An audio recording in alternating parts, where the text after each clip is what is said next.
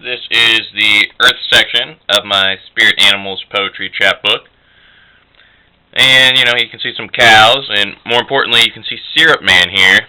See how it kind of looks like that syrup dispenser is a man? It's very important for the first poem that I read.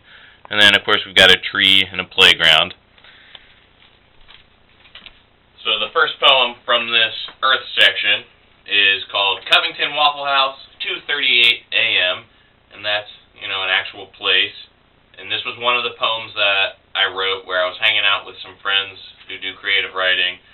And sometimes, every once in a while, you just kind of have an experience with people, or any experience at all, and you're just like, I'm going to write a poem about this.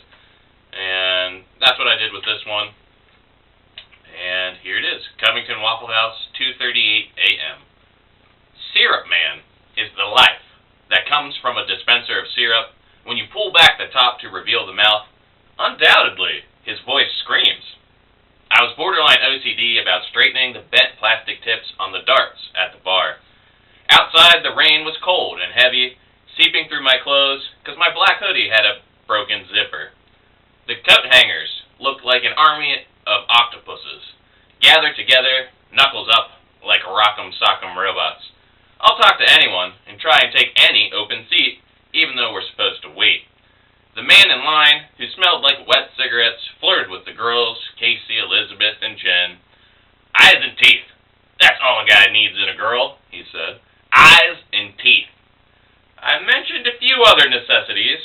We got away to a table, and I ordered Jen a side plate of pickles. Craig blew milk bubbles and devoured his puffy, misshapen waffle. Why don't you call me? Syrup Man cried, and we all laughed.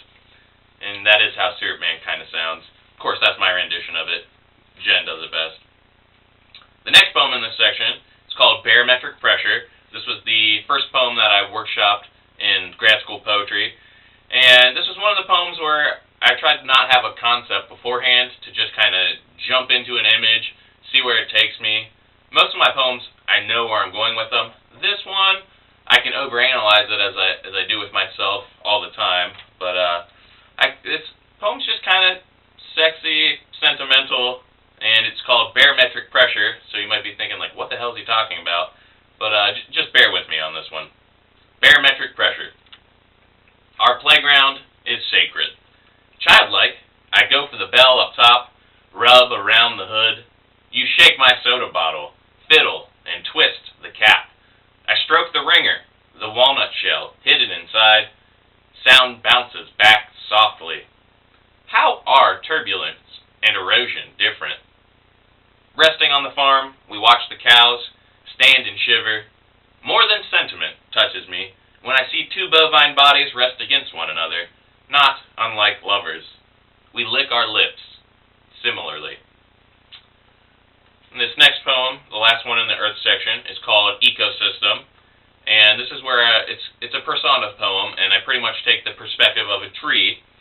When I mentioned the naked ones, those would be the telephone poles, because I always thought, like, if you were a tree and you saw those telephone poles, you'd be like, what the heck are those? So when I mentioned the naked ones, those are telephone poles. Ecosystem. Let the bees drag their feet into my body and watch over us as we speak and mingle.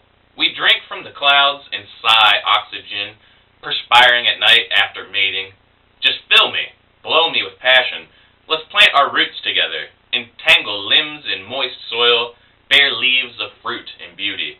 We can shiver together in winters when our children pile below our knobbly knees.